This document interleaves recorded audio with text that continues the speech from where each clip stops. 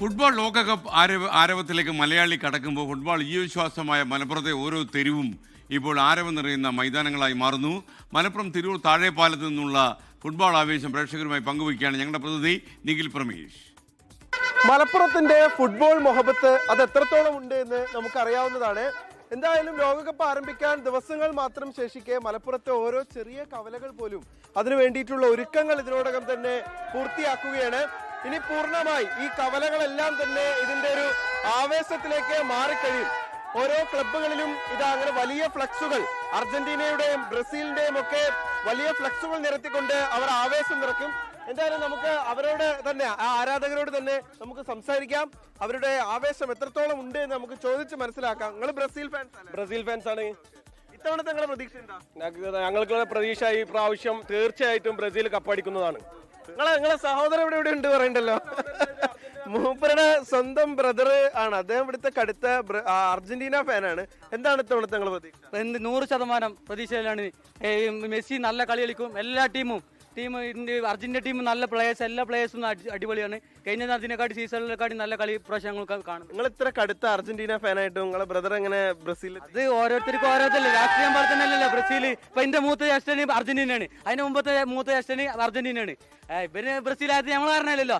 ഓരോരുത്തർക്കും ഒന്ന് തലയിരിഞ്ഞത്, എല്ലാ കുടുംബത്തിലും ഒന്ന് തലയിരിഞ്ഞത് അതാണ്. തീർച്ചയായും വേൾഡിലെ തന്നെ ഫിഫ റാങ്കിങ്ങില് 5 തവണ വേൾഡ് കപ്പ് നേടിയിട്ടുള്ള ഏക ടീം ബ്രസീലാണ്. അതുകൊണ്ട് തീർച്ചയായിട്ടും സാമ്പാ താളം എന്നുള്ള ഒരു കാലിന്റെ അത് പന്ത് കളി എന്ന് പറയുന്നത് ബ്രസീലിൽ നിന്നാണ് ഉദിച്ചുയരുന്നത്.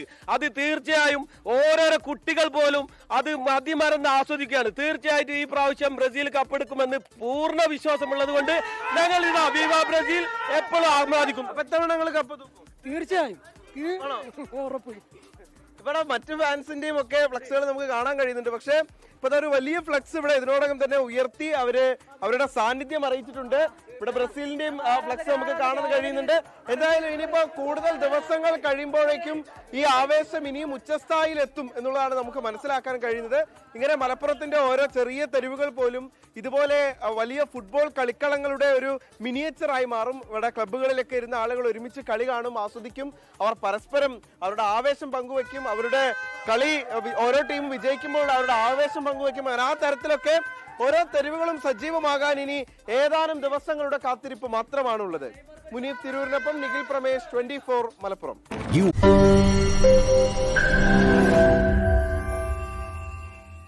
ലോകത്തെവിടെയായാലും ഏത് സമയത്തും 24 വാർത്തകളും ഓഗ്മെന്റഡ് റിയാലിറ്റി പാക്കേജുകളും എക്സ്പ്ലെയിനറുകളും വിശദമായി കാണാൻ ഞങ്ങളുടെ യൂട്യൂബ് ചാനൽ നിങ്ങൾക്ക് സബ്സ്ക്രൈബ് ചെയ്യാം.